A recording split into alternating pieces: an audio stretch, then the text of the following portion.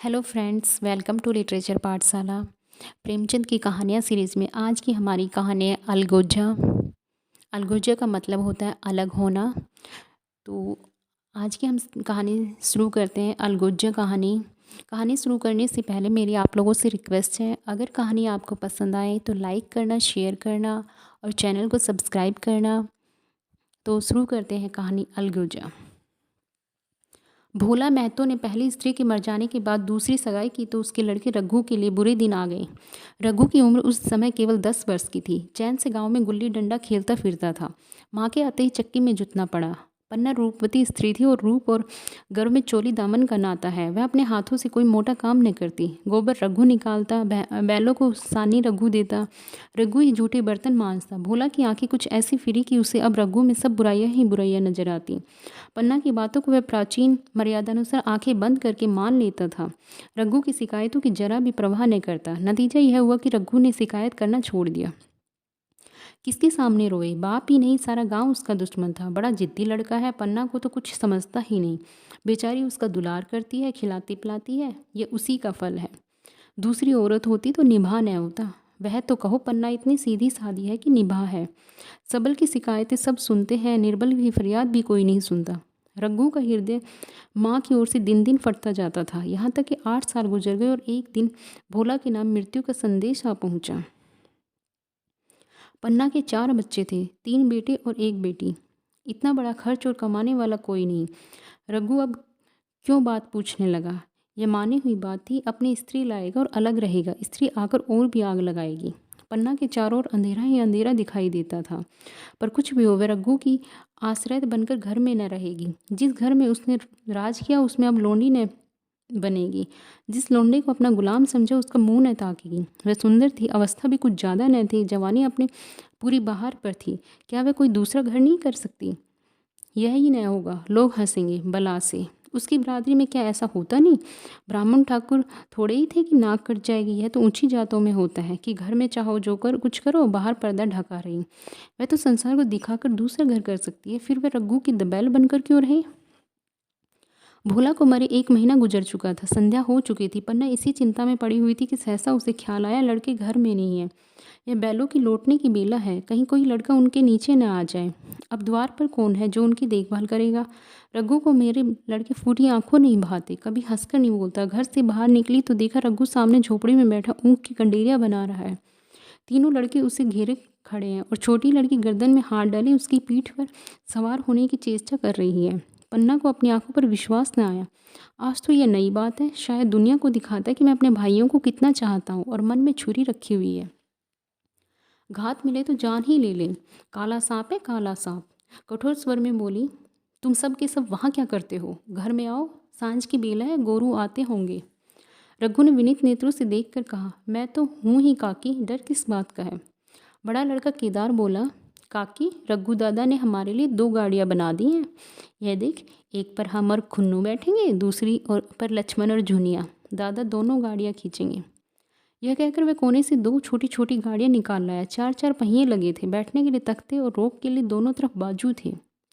पन्ना ने आश्चर्य से पूछा, ये गाड़ियाँ किसने बनाई? केदार ने छिड़कर कहा, रघु दादा ने बनाई है, और किसने?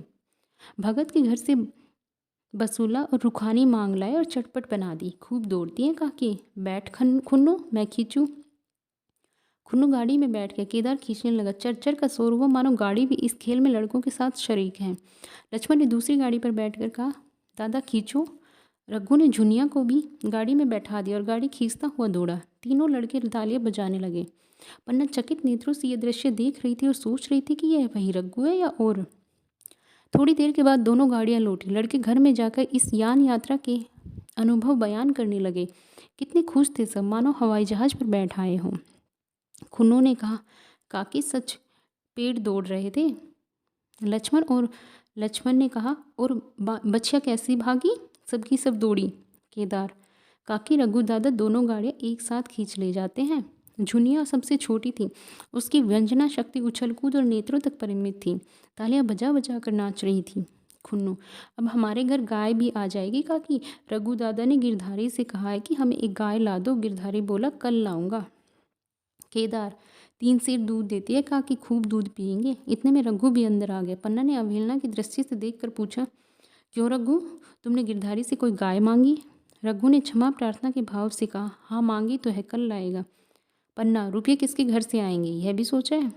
रघु, सब सोच लिया है काकी। मेरी यह मुहूर है ना, इसके 25 रुपये मिल रहे हैं। 5 रुपये बछिया के मुजरा दे दूंगा, बस गाय अपनी हो जाएगी। पन्ना सन्नाटे में आ गई। अब उसका अविश्वासी मन भी रघु के प्रेम और सज्जनता को अस्वीकार नहीं कर सका। बोली, मुहूर को क्यों बेच देते हो? गाय को अभी कौन जल्दी है, हाथ में पैसे हो जाए तो ले लेना। सूना सूना गला अच्छा नहीं लगेगा।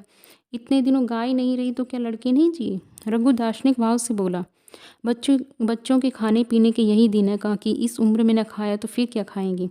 मुहर पहनना मुझे अच्छा भी नहीं मालूम होता। लोग समझते होंगे कि बाप तो मर गया, इसे मुहर पहनने की सूझी है। भोला महतो तो गाय की चिंता ही में चल बसे। न रुपया और न गाय मिली, मजबूर थे। रघु ने वह समस्या कितनी सुगमता से हल कर दी। आज जीवन में पहली बार पन्ना को रघु पर विश्वास आया। बोली, जब गहना ही बेचना है तो अपनी मुहर क्यों बेचोगे? मेरी हंसली ले लेना। रघु, नहीं काकी, वह तुम्हारे गले में बहुत अच्छी लगती है। मर्दों को क्या, मुहर पहने या न पहने। पन्ना, चल मैं बूढ़ी हुई, मुझे अब हंसली पहन कर क्या करना है? तू अभी लड़का है, तेरा सूना गला अच्छा नहीं लगेगा। रघु मुस्कुरा कर बोले, तुम अभी से कैसे बूढ़ी हो गई? गाँव में कौन तुम्हारे बराबर है? रघु की सरल आलोचना ने पन्ना को लज्जित कर दिया। उसके रूखे मुरझाए मुख पर प्रसन्नता की लाली दौड़ गई। 5 साल गुजर गए। रघु का सब मेहनती, ईमानदार, बात का धनी दूसरा किसान गांव में न था। पन्ना की इच्छा के बिना कोई काम न करता। उसकी उम्र अब 23 साल की हो गई थी। पन्ना बार बार कहती, भैया बहू को विदा कर लाओ, कब तक नहर में पड़ी रहेगी? सब लोग मुझी को बदनाम करते कि यही बहू को नहीं आने देती, मगर रघु टाल देता था। कहता है कि अभी जल्दी क्या है, उसे अपनी स्त्री के रंग ढंग का कुछ परिचित दूसरों से मिल चुका था। ऐसी औरत को घर में लाकर वह अपनी शांति में बाधा नहीं डालना चाहता था। आखिर एक दिन पन्ना ने जिद करके कहा, तो तुम न लाओगे? कह दिया कि अभी कोई जल्दी नहीं है। तुम्हारे लिए जल्दी न होगी, मेरे लिए तो जल्दी है। मैं आज आदमी भेजती हूँ। पछताओगी काकी, उसका मिजाज अच्छा नहीं है। तुम्हारी बला से, जब मैं उसे बोलूँगी ही नहीं तो वह हवा से लड़ेगी। रोटियां तो बना लेगी, मुझसे बाहर भीतर का सारा काम नहीं होता है। मैं आज बुला ही लेती हूँ। बुलाना चाहती हो बुला लो, मगर फिर यह न कहना कि यह मेहरिया को ठीक नहीं करता, उसका गुलाम हो गया। न कहूँगी जाकर 2 साड़ियाँ और मिठाई ले आ। तीसरे दिन मूलिया मैके से आ गई। दरवाजे पर नगाड़े बजे, सहनाइयों की मधुर ध्वनि आकाश में गूंजने लगी। मुंह दिखावे की रस्म अदा हुई। वह इस मरुभूमि में निर्मल जलधारा थी। गेहुआ रंग था, बड़ी बड़ी नोकीली पलकें, कपोलों पर हल्की सुर्खी, आंखों में प्रबल आकर्षण। रघु उसे देखते ही मंत्रमुग्ध हो गया। प्रातःकाल पानी का घड़ा लेकर चलती, तब उसका गेहुआ रंग प्रभात की सुनहली किरणों से कुंदन हो जाता, मानो उषा अपनी सारी सुगंध, सारा विकास और सारा उन्माद ले मुस्कुराती चली आती हो। मूलिया मैके से ही जली भुनी आई थी। मेरा शोहर छाती फाड़ कर काम करे और पन्ना रानी बनी बैठी रहे, उसके लड़के रईस ज़्यादा बने घूमे। मूलिया से ये बर्दाश्त न होगा। वे किसी की गुलामी न करेगी। अपने लड़के तो अपने ही होते हैं ना, भाई किसके होते हैं? जब तक पर नहीं निकलते रघु को घेरे हुए हैं। जो ही जरा शाने हुए पर झाड़ कर निकल जाएंगे, बात भी न पूछेंगे। एक दिन उसने रघु से कहा, तुम्हें इस तरह गुलामी करनी हो तो करो, मुझसे न होगी। रघु, तो फिर क्या करूँ, तू ही बता। लड़के तो अभी घर का काम करने लायक भी नहीं है। मूलिया, लड़के रावत के, कुछ तुम्हारे नहीं है। यही पन्ना है जो तुम्हें दाने दाने को तरसाती थी। सब सुन चुकी हूँ। मैं लोनी बनकर न रहूँगी। रुपये पैसे का मुझे कुछ हिसाब नहीं मिलता। न जाने तुम क्या लाते हो और वह क्या करती है। तुम समझते हो रुपये घर ही में तो है, मगर देख लेना तुम्हें जो 1 फूटी कौड़ी भी मिले। रघु, रुपये पैसे तेरे हाथ में देने लगूँ तो दुनिया क्या कहेगी, यह तो सोच। मूलिया, दुनिया जो चाहे कहे, दुनिया के हाथों बिकी नहीं हूँ। देख लेना, भाड़ लीप कर हाथ काला ही रहेगा। फिर तुम अपने भाइयों के लिए मरो, मैं क्यों मरूं? रघु ने कुछ जवाब न दिया। उसे जिस बात का भय था वह इतनी जल्दी सिर पर आ पड़ी। अब अगर उसने बहुत तथ्योथम्बी किया तो साल 6 महीने और काम चलेगा। बस आगे यह डोंगा चलता नजर नहीं आता। बकरे की माँ कब तक खैर मनाएगी। एक दिन पन्ना ने महुए का सुखावन डाला। बरसात शुरू हो गई थी। बखार में अनाज गीला हो रहा था। मूलिया से बोली, बहू जरा देखती रहना, मैं तालाब से नहा आऊँ। मूलिया ने लापरवाही से कहा, मुझे नींद आ रही है, तुम बैठ कर देखो। एक दिन न नहाओगी तो क्या होगा। पन्ना ने साड़ी उठाकर रख दी, नहाने न गई। मूलिया का वार खाली गया। कई दिन के बाद शाम को पन्ना धान रोप कर लौटी। अंधेरा हो गया था। दिन भर की भूखी थी। आशा थी बहू ने रोटी बना रखी होगी। मगर देखा तो यहाँ चूल्हा ठंडा पड़ा हुआ था और बच्चे भूख के मारे तड़प रहे थे। मूलिया ने से आहिस्ता से पूछा, आज अभी चूल्हा नहीं जला? केदार ने कहा, आज दोपहर को भी चूल्हा नहीं जला काकी, भाभी ने कुछ बनाया ही नहीं। पन्ना, तो तुम लोगों ने खाया क्या? केदार, कुछ नहीं, रात की रोटियां थी, खुन्नू और लक्ष्मण ने खाई, मैंने सत्तू खा लिया। पन्ना और बहू, केदार, वह तो पड़ी सो रही है, कुछ नहीं खाया। पन्ना ने उसी वक्त चूल्हा जलाया और खाना बनाने बैठ गई। आटा गूंथती थी और रोती थी। क्या नसीब है, दिन भर खेत में जली, घर आई तो चूल्हे के सामने जलना पड़ा। केदार का 14वां साल था। भाभी के रंग ढंग देखकर सारी स्थिति समझ रहा था। बोला, काकी, भाभी अब तुम्हारे साथ रहना नहीं चाहती। पन्ना ने चौंक कर पूछा, क्या कुछ कहती थी? केदार, कहती कुछ नहीं थी, मगर है उसके मन में यही बात। फिर तुम क्यों नहीं छोड़ देती? जैसे चाहे रहे, हमारा भी भगवान है। पन्ना ने दांतों से जीभ दबाकर कहा, चुप, मेरे सामने ऐसी बात भूलकर भी न कहना। रघु तुम्हारा भाई नहीं, तुम्हारा बाप है। मूलिया से कभी बोलोगे तो समझ लेना जहर खा लूंगी। दशहरे का त्यौहार आया। इस गांव से कोस भर पर एक पूर्वे में मेला लगता था। गांव के सब लड़के मेला देखने चले। पन्ना भी लड़कों के साथ चलने को तैयार हुई, मगर पैसे कहाँ से आए? कुंजी तो मूलिया के पास थी। रघु ने आकर मूलिया से कहा, लड़के मेला जा रहे हैं, सबों को 2-2 आने पैसे दे दे। मूलिया ने त्योरिया चढ़ाकर कहा, पैसे घर में नहीं है। रघु, अभी तो तिलहन बिका था, कि इतनी जल्दी रुपये उठ गए? मूलिया, हाँ उठ गए। रघु, कहाँ उठ गए? जरा सुनो, आज त्योहार के दिन लड़के मेला देखने न जाएंगे? मूलिया, अपनी काकी से कहो पैसे निकाले, गाड़ कर क्या करेंगी? खूटी पर कुंजी लटक रही थी। रघु ने कुंजी उतारी और चाह के संदूक खोले कि मूलिया ने उसका हाथ पकड़ लिया और बोली, कुंजी मुझे दे दो, नहीं तो ठीक न होगा। खाने पहनने को भी चाहिए, कागज़ किताब को भी चाहिए, उस पर मेला देखने को भी चाहिए। हमारी कमाई इसलिए लें कि दूसरे खाए और मुझों पर ताव दें। पन्ना ने रघु से कहा, भैया पैसे क्या होंगे, लड़के मेले देखने न जाएंगे। रघु ने झिड़क कर कहा, मेला देखने क्यों न जाएंगे, सारा गांव जा रहा है, हमारे ही लड़के न जाएंगे? यह कहकर रघु ने अपना हाथ छुड़ा लिया और पैसे निकाल कर लड़कों को दे दिए, मगर कुंजी अब मूलिया को देने लगा। तब उसने उसे आंगन में फेंक दिया और मुंह लपेट कर लेट गई। लड़के मेला देखने न गए। इसके बाद 2 दिन गुजर गए। मूलिया ने कुछ नहीं खाया और पन्ना भी भूखी रही।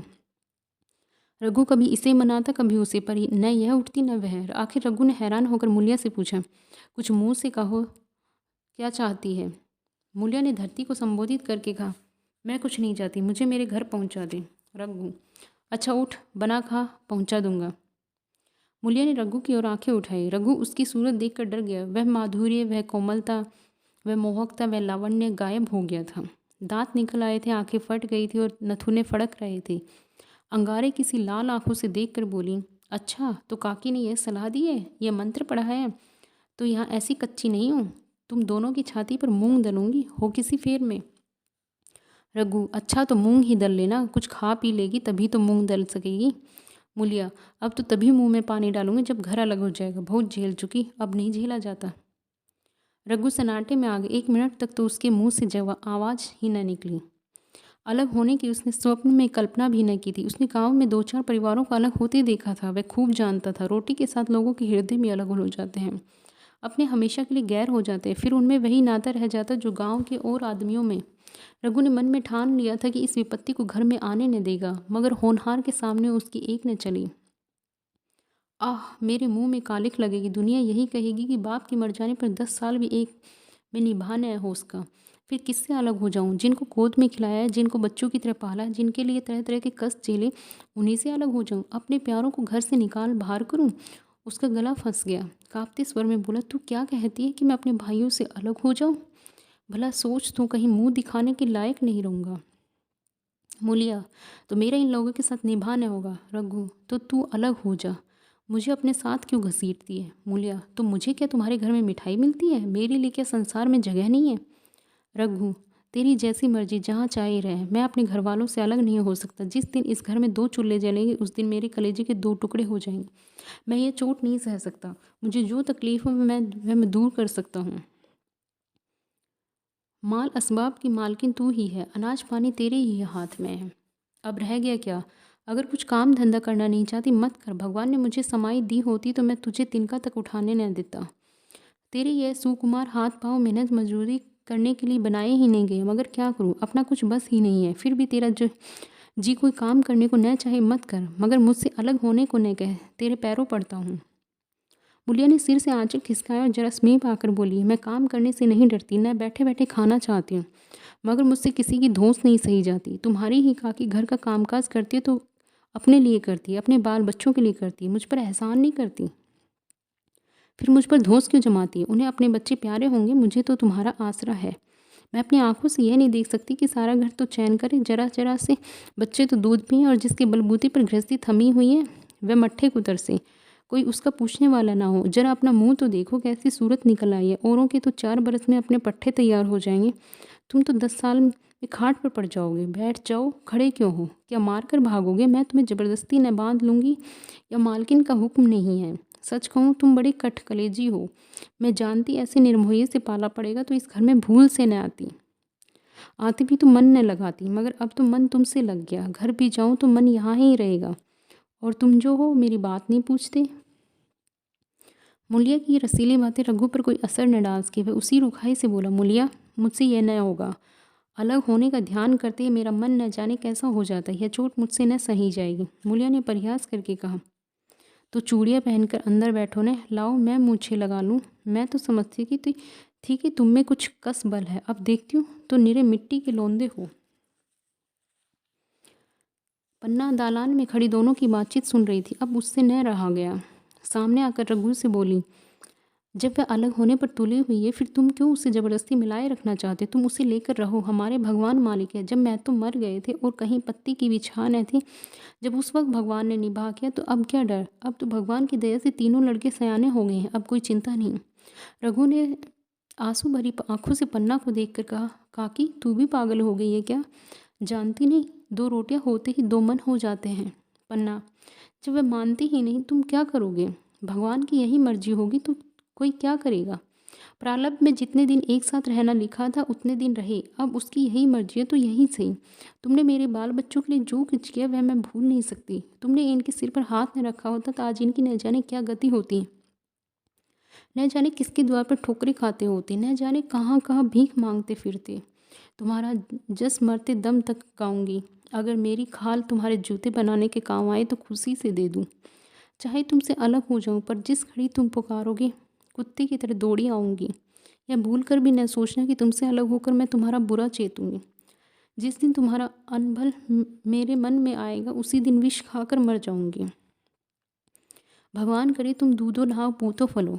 मरते दम तक यही असीस मेरे रोए रोए से निकलती रहेंगी, और अगर लड़के भी अपने बाप के हैं तो मरते दम तुम्हारा पोष मानेंगे।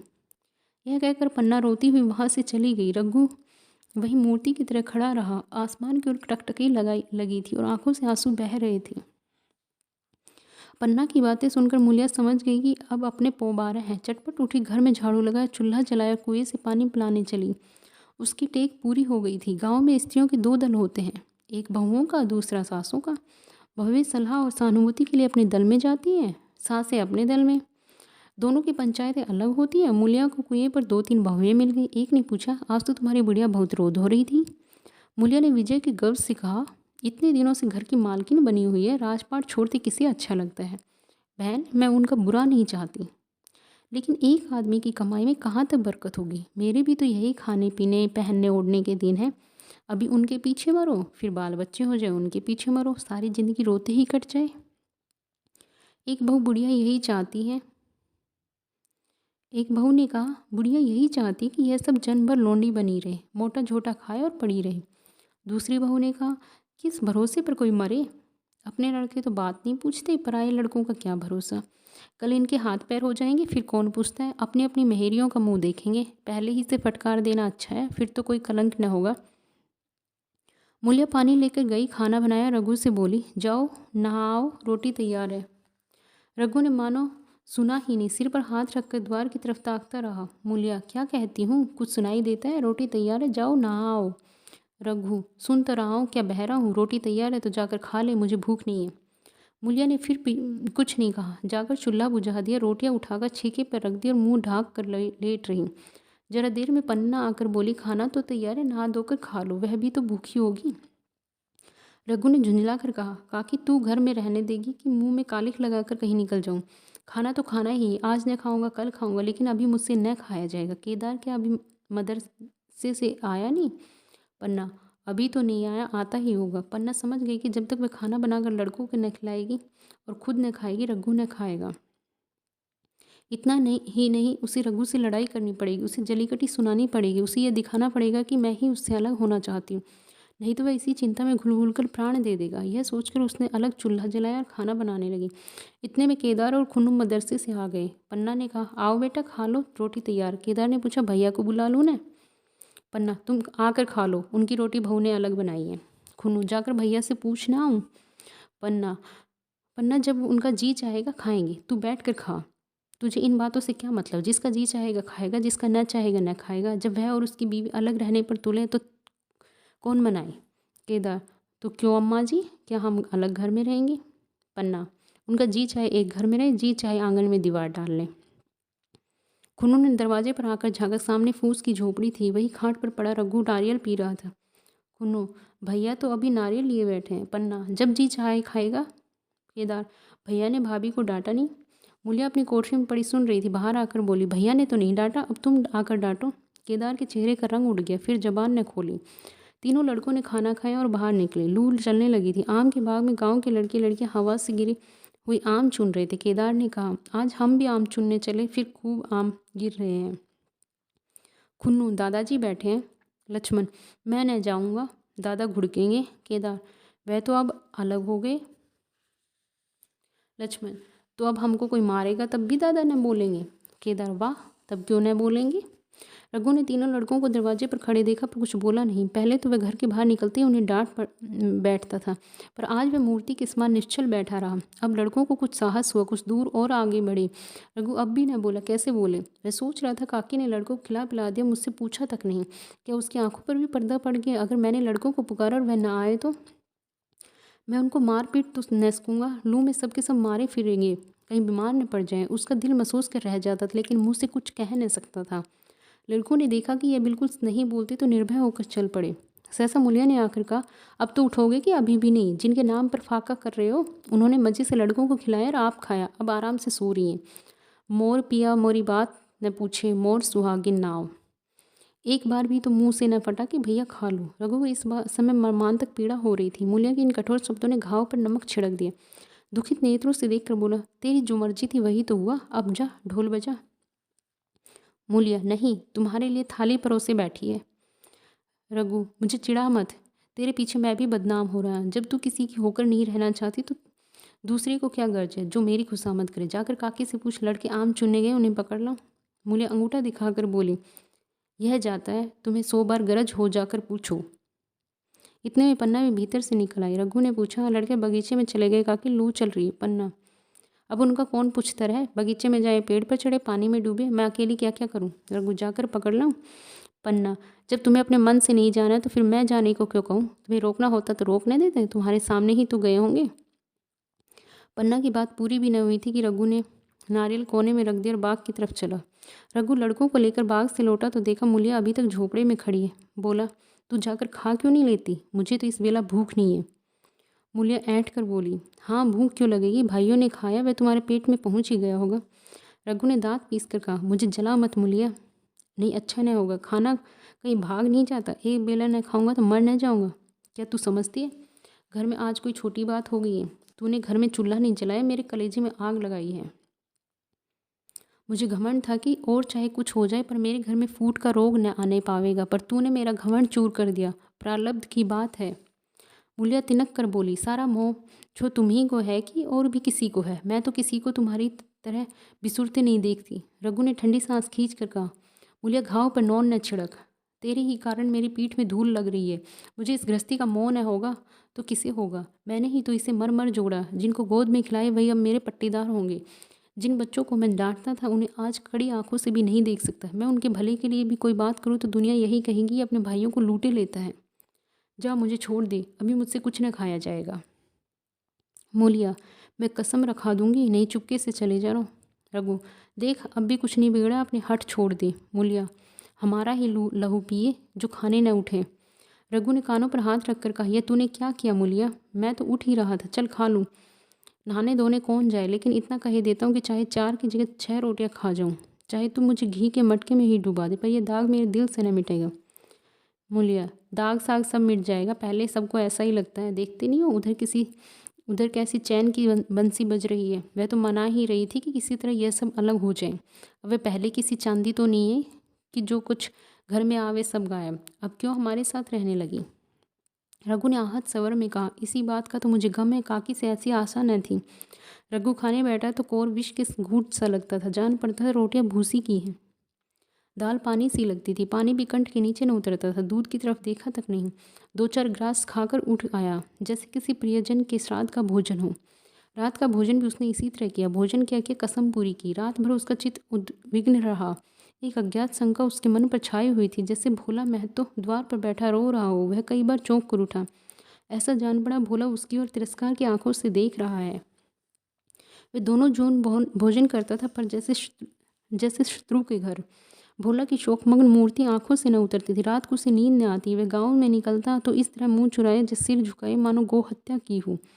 5 साल गुजर गए। रघु अब 2 लड़कों का बाप था। आंगन में दीवार खिंच गई, खेतों में मेंढे डाल दी गई थी और बैल बधिये बांट लिए गए थे। केदार की उम्र अब 16 साल की हो गई थी। उसने पढ़ना छोड़ दिया था और खेती का काम करता था। खुन्नू गाय चराता था कि वह लक्ष्मण अब तक मदरसे जाता था। पन्ना और मूलिया दोनों एक दूसरे की सूरत से जलती थी। मूलिया के दोनों लड़के बहुधा पन्ना ही के पास रहते। वही उन्हें उबटन मलती, वही काजल लगाती, वही गोद में लिए फिरती, मगर मूलिया के मुंह से अनुग्रह का एक शब्द भी न निकलता।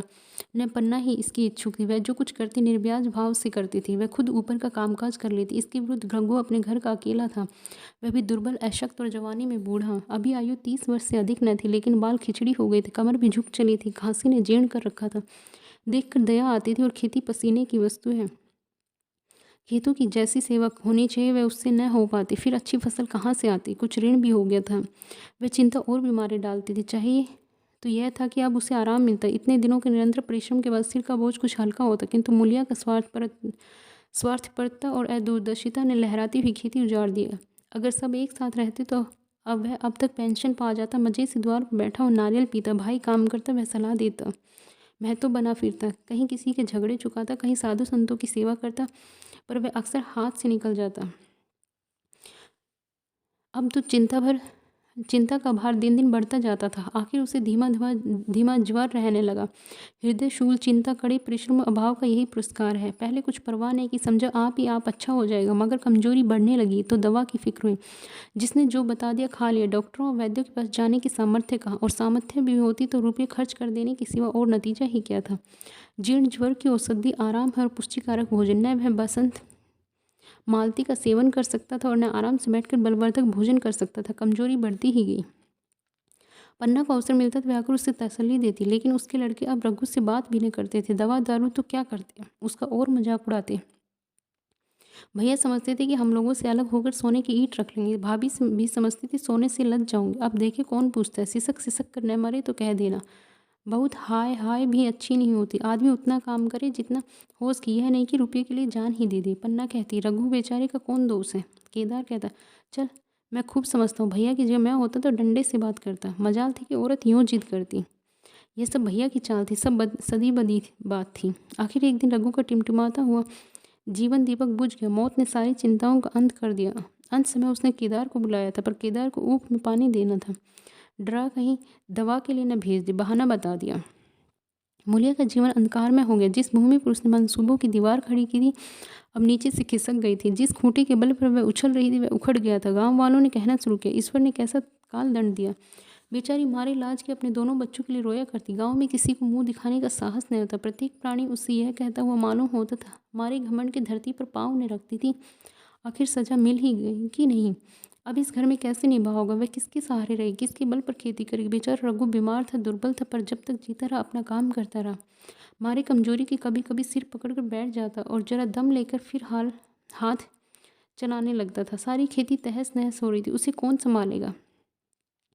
अनाज की डांठें खलियान में पड़ी थी, ऊँख अलग सूख रही थी। वह अकेले क्या क्या करेगी?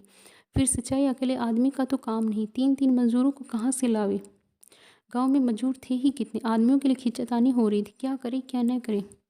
इस तरह 13 दिन बीत गए। क्रियाक्रम से छुट्टी मिली। दूसरे ही दिन सवेरे मूलिया ने दोनों बालकों को गोद में उठाया और अनाज मारने चली। खलिहान में पहुंचकर उसने एक को तो पेड़ के नीचे घास के नरम बिस्तर पर सुला दिया और दूसरे को वहीं बैठाकर अनाज मारने लगी। बैलों को हाँकती थी और रोती थी। क्या इसीलिए भगवान ने उसको जन्म दिया था? देखते देखते क्या से क्या हो गया। इन्हीं दिनों पिछले साल भी अनाज मांडा गया था। वे रघु के लिए लोटे में शरबत और मटर की घुंघनी लेकर आई थी। आज कोई उसके न आगे है न पीछे, लेकिन किसी की लोंडी तो नहीं हो। उसे अलग होने का अब भी पछतावा न था। एकाएक छोटे बच्चे का रोना सुनकर उसने उधर ताका तो बड़ा लड़का उसे चुमकार कर कह रहा था, भैया चुप चुप रहो, भैया चुप रहो। धीरे धीरे उसके मुंह पर हाथ फेरता था और चुप कराने के लिए विकल था। जब बच्चा किसी तरह न चुप हुआ तो वह खुद उसके पास लेट गया और उसे छाती से लगाकर प्यार करने लगा। मगर जब यह प्रयत्न भी सफल न हुआ तो वह रोने लगा। उसी समय पन्ना दौड़ी आई और छोटे बालक को गोद में उठाकर प्यार करती हुई बोली, लड़कों को मुझे क्यों न दे आई बहू? हाय हाय, बेचारा धरती पर पड़ा लौट रहा है। जब मैं मर जाऊं तो चाहे करना, अभी तो जीती हूँ। अलग हो जाने से बच्चे तो नहीं अलग हो गए। मुंडिया ने कहा, तुम्हें भी तो छुट्टी नहीं थी, अम्मा क्या करती? पन्ना, तो तुझे यहाँ आने की ऐसी क्या जल्दी थी? डांट मारने जाती? 3-3 लड़के तो हैं और किस दिन काम आएंगे? केदार तो कल ही मारने को कह रहा था, पर मैंने कहा पहले ऊख में पानी दे लो फिर अनाज मारना। मंडाई तो 10 दिन बाद भी हो सकती है। ऊख की सिंचाई न हुई तो सूख जाएगी। कल से पानी चढ़ा हुआ है, परसों तक खेत पुर जाएगा, तब मंडाई हो जाएगी। तुझे विश्वास न आवेगा, जब से भैया मरे हैं केदार को बड़ी चिंता हो गई है। दिन में 100 बार पूछता है, भाभी बहुत रोती तो नहीं है? देख लड़के भूखे तो नहीं है? कोई लड़का रोता है तो दौड़ा आता है, देख अम्मा क्या हुआ, बच्चा क्यों रोता है? कल रोकर बोला, अम्मा मैं जानता कि भैया इतनी जल्दी चले जाएंगे तो उनकी सेवा कर लेता। कहाँ जगाए जगाए उठता था, अब देखती हो पहर रात से उठकर काम में लग जाता है। खुन्नू कल जरा सा बोला, पहले हम अपने ऊख में पानी दे लेंगे तब भैया की ऊख में देंगे। इस पर केदार ने ऐसा डांटा कि खुन्नू के मुंह से फिर बात न निकली। बोला, कैसी तुम्हारी और कैसी हमारी ऊख? भैया ने जिला न लिया होता तो आज या तो हम मर गए होते या कहीं भीख मांगते होते। आज तुम बड़े ऊख वाले बने हो, यह उन्हीं का पुण्य प्रताप है कि आज भले आदमी बने बैठे हो। परसों रोटी खाने को बुलाने गई तो मंडैया में बैठा रो रहा था। पूछा, क्यों रोता है? तो बोला, अम्मा भैया इसी अलगोजे के दुख से मर गए। नहीं, अभी उनकी उम्र ही क्या थी? यह उस बखत न सूझा, नहीं उनसे क्यों बिगाड़ करते। यह कहकर पन्ना ने मुलिया की ओर संकेतपूर्ण दृष्टि से देखकर कहा, तुम्हें वह अलग न रहने देगा बहू। कहता है भैया हमारे लिए मर गए तो हम भी उनके बाल बच्चों के लिए मर जाएंगे। मुलिया की आंखों में आंसू जारी थे। पन्ना की बातों में आज सच्ची वेदना, सच्ची सांत्वना, सच्ची सच्चिंता भरी हुई थी। मुलिया का मन कभी उसकी ओर इतना आकर्षित न हुआ था। जिनसे उसे व्यंग्य और प्रतिकार का भय था, वे इतने दयालु, इतने शुभेच्छु हो गए थे। आज पहली बार उसे अपनी स्वार्थपरता पर लज्जा आई। पहली बार आत्मा ने अलगोजे पर धिक्कारा। इस घटना को हुए 5 साल गुजर गए। पन्ना आज बूढ़ी हो गई। केदार घर का मालिक है, मुलिया घर की मालकिन है। खुन्नू और लक्ष्मण के विवाह हो चुके हैं, मगर केदार अभी तक कंवारा है। कहता है मैं विवाह न करूंगा। कई जगहों से बातचीत हुई, कई सगाइयाँ आई, पर उसने हामी न भरी। पन्ना ने कंपे लगाए, जाल फैलाए, पर वह न फंसा। कहता औरतों से कौन सुख। मेहरिया घर में आई और आदमी का मिजाज बदला। फिर जो कुछ है वह मेहरिया है। माँ बाप भाई बंधु सब पराए हैं। जब भैया जैसे आदमी का मिजाज बदल गया तो फिर दूसरों की क्या गिनती।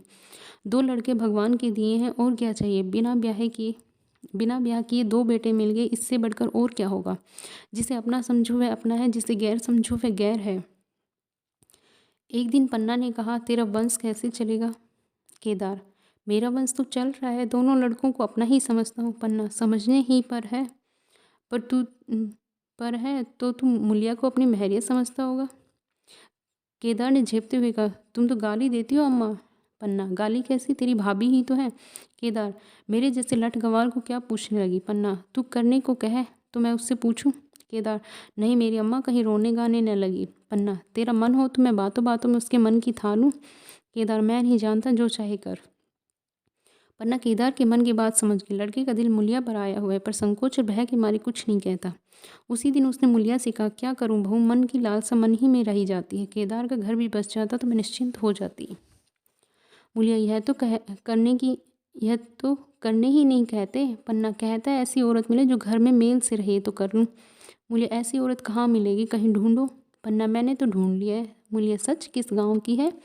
पन्ना, अभी न बताऊंगी, मुदा यह जानती हूँ कि उससे केदार की सगाई हो जाए तो घर बस जाए और केदार की जिंदगी भी सफल हो जाए। न जाने लड़की मानेगी कि नहीं। मूलिया, मानेगी क्यों नहीं अम्मा? ऐसा सुंदर कमाऊ सुशील वर और कहाँ मिला जाता है? उस जन्म का कोई साधु महात्मा है? नहीं तो लड़ाई झगड़े के डर से कौन बिना ब्याह रहता है? कहाँ रहती है? मैं जाकर उसे मना लाऊं?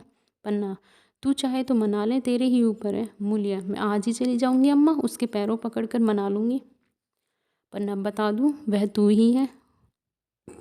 मूलिया लजा कर बोली, तुम तो अम्मा जी गाली देती हो। पन्ना, गाली कैसी है, देवर ही तो है। मूलिया, मुझ जैसी बुढ़िया को वह क्या पूछेंगे? पन्ना, वह तुझी पर दांत लगाए बैठा है, तेरे सिवा कोई उसे भाती ही नहीं।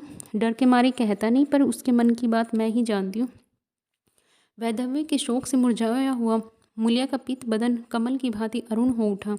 10 वर्षों में जो कुछ खोया था वह इसी एक क्षण में मानो ब्याज के साथ मिल गया। वही लावण्य, वही विकास, वही आकर्षण, वही लोच। तो ये थी हमारी कहानी अलगुजा। आप लोगों को कैसी लगी बताइए। अगर पसंद आई हो तो लाइक करना, शेयर करना और चैनल को सब्सक्राइब करना। Thank you so much.